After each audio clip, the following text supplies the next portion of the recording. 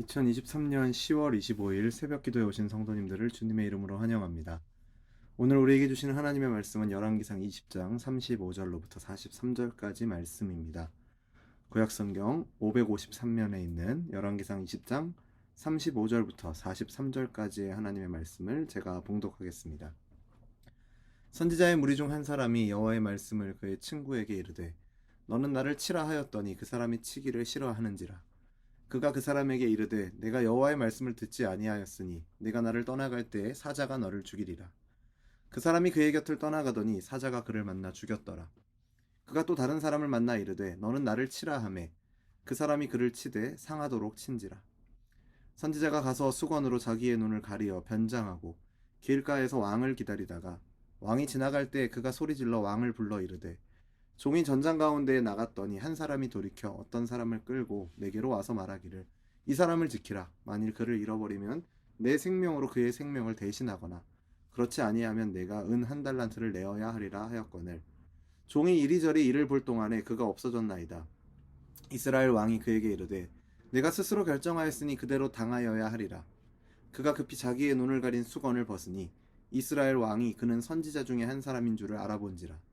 그가 왕께 아뢰되 여호와의 말씀이 내가 멸하기로 작정한 사람을 내 손으로 놓았은즉 내 목숨은 그의 목숨을 대신하고 내 백성은 그의 백성을 대신하리라 하셨나이다. 이스라엘 왕이 근심하고 답답하여 그의 왕궁으로 돌아가려고 사마리아에 이르니라. 아멘. 오늘 말씀은 하나님께서 아합 왕에게 선지자를 보내셔서 그를 책망하시고 심판의 메시지를 선언하시는 장면입니다.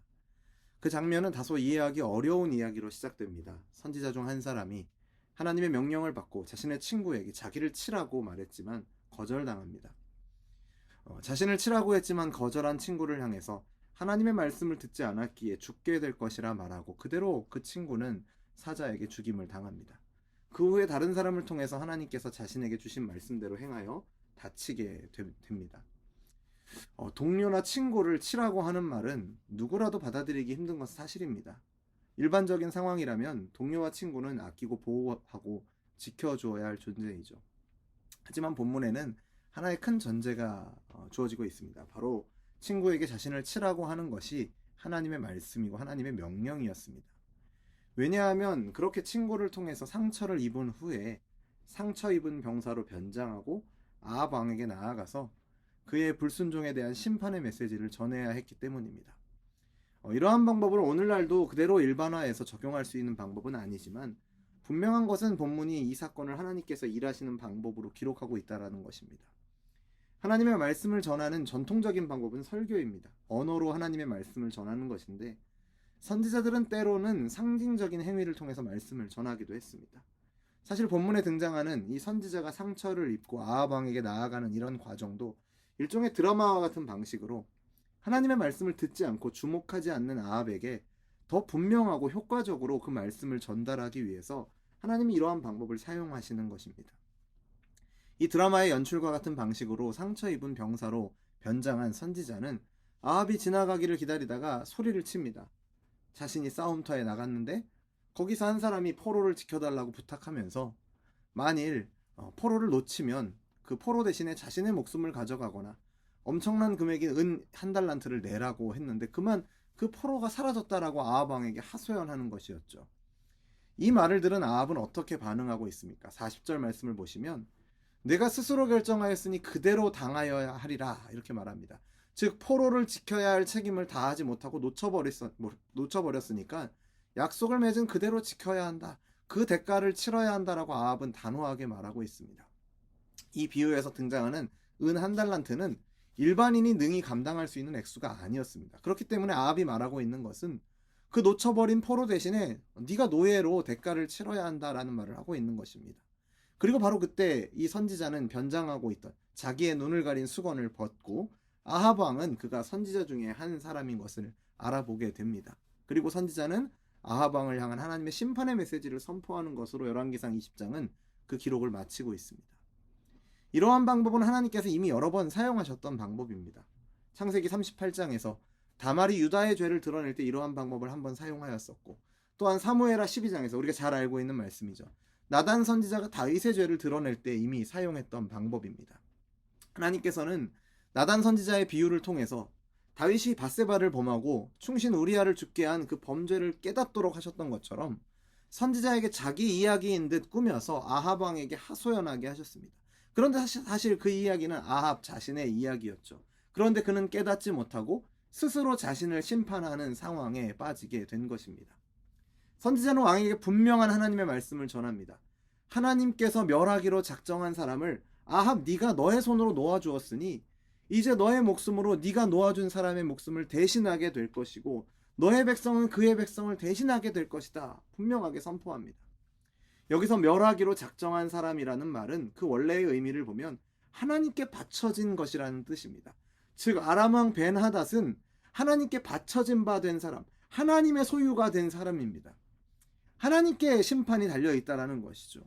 그런데 이스라엘 왕인 아합이 그것을 자기의 마음대로 결정해서 놓아주었으니 그는 선지자의 비유에서와 같이 하나님의 소유에 손을 댄 것이고 하나님께 손해를 입힌 결과가 되는 것입니다. 또한 오늘 본문에 등장하는 아합의 모습 속에서 우리는 자신의 잘못은 잘 깨닫지 못하고 다른 사람에게는 엄격한 심판의 기준을 적용하는 인간의 이중적인 모습을 보게 됩니다. 밧세바 사건 이후에 다윗이 그러했던 것처럼, 그리고 오늘 본문에 등장하는 아합이 그러했던 것처럼 사람은 자기에게는 관대한 기준을, 그리고 남에게는 엄격한 기준을 적용하기 쉽습니다. 심지어는 자기 자신이 그렇다라는 것을 깨닫지도 못합니다. 신약의 표현을 빌리자면 자기 눈에는 들보가 들어있는데도 그것은 깨닫지 못하고 형제의 눈 속에 있는 티는 끄집어내서 그것을 비판하는 것이죠. 자신이 비판하고 있는 사람보다 실은 더하면 더했지 덜하지 않은 상황인데도 불구하고 엄격하게 타인을 비판하는 모습을 우리는 아합의 모습 속에서, 그리고 오늘 우리의 모습 속에서도 어렵지 않게 보게 됩니다. 그리고 자신이 엄격하게 제시한 기준대로 심판받게 되는 아합의 모습을 보면서 우리는 마태복음 7장에서 너희가 비판하는 그 비판으로 너희가 비판을 받을 것이요 너희가 헤아리는 그 헤아림으로 너희가 헤아림을 받을 것이니라 라고 말씀하신 주님의 메시지를 우리는 떠올리게 됩니다. 어찌 보면 아합 왕과 다윗은 같은 지점에 위치하고 있었습니다. 자신의 죄악에 함몰되어서 선지자를 통해서 비유로 주시는 말씀을 들으면서도 그것이 자신의 이야기인지 깨닫지 못하고 아주 엄격한 잣대로 그 사람을 비판하고 있는 그런 상황 속에 있습니다. 하지만 아합과 다윗 둘 사이에는 차이점이 존재하죠. 한 사람은 그 차이점으로 인해 악한 왕의 대표로, 다른 한 사람은 선한 왕의 대표로 여겨집니다. 그 차이가 어디에 있을까요? 그것은 바로 돌이키는 것입니다. 하나님의 말씀 앞에서 하나님께서 깨닫게 하실 때 그 말씀을 부인하고 외면하고 나는 그렇지 않다고 다른 사람들이 문제라고 핑계하며 더욱 마음을 굳게 하고 악한 길로 달려가는 것이 아니라 나단 선지자를 통해서 주시는 하나님의 심판의 말씀 앞에 내가 여호와께 죄를 범하였노라 라고 고백하고 돌이키는 이 다윗의 회개, 이 돌이킴이 그 둘 사이의 차이입니다. 그리고 이 다윗의 회개가 우리가 기억해야 할 모습이며 하나님께서 우리에게 요구하시는 모습입니다. 우리가 하나님 앞에서 온전할 수 없습니다. 완전할 수 없습니다. 하지만 하나님께서 원하시는 것은 우리가 죄를 깨닫게 되었을 때, 하나님께서 죄를 깨닫게 하셨을 때 돌이키는 것입니다. 오늘 본문에서 마지막에 묘사하는 아합의 모습은 어떻습니까? 그가 근심하고 답답하여 그의 왕궁으로 돌아간다라고 묘사하고 있습니다. 이것은 다윗이 보여준 회개의 모습도 아니고 자신이 저지른 일에 대한 후회나 죄책감도 아닙니다. 그저 언짢고 화난 상태를 나타내는 표현입니다. 21장에 넘어가면 나봇의 포도원을 아합이 빼앗지 못했을 때에도 근심하고 답답하다라고 기록하고 있습니다.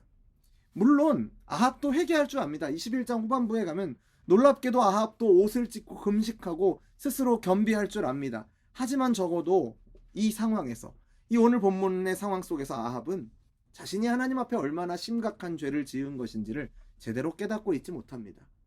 자신이 이스라엘의 왕이지만 그 나라의 진정한 왕이 여호와 하나님이심을 여러 차례 하나님께서 보여주셔서 알게 하셨다면 그분의 주권을 인정하고 그분의 소유된 백성으로서 그분께 속한 것은 그분의 뜻대로 사용하고 돌리는 것이 아합에게 요구되는 순종의 모습이었는데 그러한 모든 면에서 아합은 실패한 모습을 보여줍니다. 우리의 신앙생활은 자기중심성을 벗어버리는 것과의 치열한 싸움입니다. 이해가 되지 않는 일들 가운데 하나님의 뜻을 구하고 찾는 것도, 내가 중심이 되는 생각과 판단을 내려놓고 하나님이 어떠한 일을 하고자 하시는지 바라보아야 합니다. 또한 나 자신이 세운 기준을 날카롭게 세워서 외부를 관찰하고 비판하기는 익숙하지만 정작 자신에게는 관대하고 스스로를 돌아보지도 돌이키지도 않는 삶을 살아가고 있는 것은 아닌지 우리는 이 말씀 속의 아합의 모습을 보며 우리를 돌아보아야 할 것입니다. 말씀을 통해서 삶의 여러 순간들을 통해서 하나님을 경험하고 하나님이 어떠한 분이신지 알았다면 그 하나님께 우리의 삶을 맞추어가는 저와 여러분이 되기를 간절히 원합니다. 우리의 주인 되신 하나님께 우리의 삶을 맞추어가는, 하나님을 기준으로 하여서 우리의 모습도 돌아보고 그분의 뜻과 마음을 기준으로 하여서 사랑하며 살아감으로써 하나님께 영광이 되는, 하나님께 영광을 돌리는 저와 여러분 되기를 주님의 이름으로 축원합니다. 기도하겠습니다. 우리의 삶의 주인이시며 우리의 삶 전부를 통해 영광 받으시기 합당하신 하나님 아버지, 우리의 삶의 목적을 알지도 못한 채 어둠 속에 죽음 가운데 머무를 수밖에 없는 우리에게 그리스도 예수를 통해 생명을 주시고 빛을 주셔서 우리의 삶의 목적이 어디 있는지, 누구를 위한 삶이어야 하는지를 알게 하심을 감사드립니다. 빛이 어두움에 비추일 때 우리의 어두운 모습이 인정하기 싫은, 외면하고 싶은, 감추어두고 싶은 그런 모습들이 드러나게 됩니다. 철저하게 내가 내 삶의 중심이 되어 내가 주인이 되고 내가 영광받기를 원하는 그런 모습들이 우리에게도 있음을 고백합니다. 그런 우리에게 말씀을 통해 빛을 비추어 주시고 성령 하나님의 은혜로 말씀을 깨닫게 하심을 감사드립니다. 모든 성경은 하나님의 감동으로 된 것으로 교훈과 책망과 바르게 함과 의로 교육하기에 유익하니 이는 하나님의 사람으로 온전하게 하며 모든 선한 일을 행할 능력을 갖추게 하려 함이라 라는 디모데후서 3장의 말씀과 같이 말씀을 통해 우리를 하나님의 사람으로 온전하게 빚어주시고 다윗의 고백과 같이 우리 안에 존재하지 않는 정한 마음을 창조하시고 우리 안에 정직한 영을 새롭게 하여 주시기를 간절히 원합니다. 죄를 깨닫고 자신의 연약함을 직면하는 것은 큰 고통이 따르는 일이지만 그러한 고통을 감내하면서 하나님 앞에 우리의 삶을 맞추어가는 일을 포기하지 않도록 우리를 인도하여 주옵소서. 주의 성령을 거두지 마시고 주님으로 인한 즐거움을, 그 구원의 감격을 잃어버리지 않도록 우리에게 회복시켜 주시옵소서. 그래서 우리의 삶을 통해 끊임없는 찬양과 감사가 나타나게 하시고 오직 하나님께만 영광 돌리는 우리 모두의 삶이 되게 하여 주옵소서. 그렇게 인도하실 것을 믿으며 예수님 이름으로 기도드립니다. 아멘.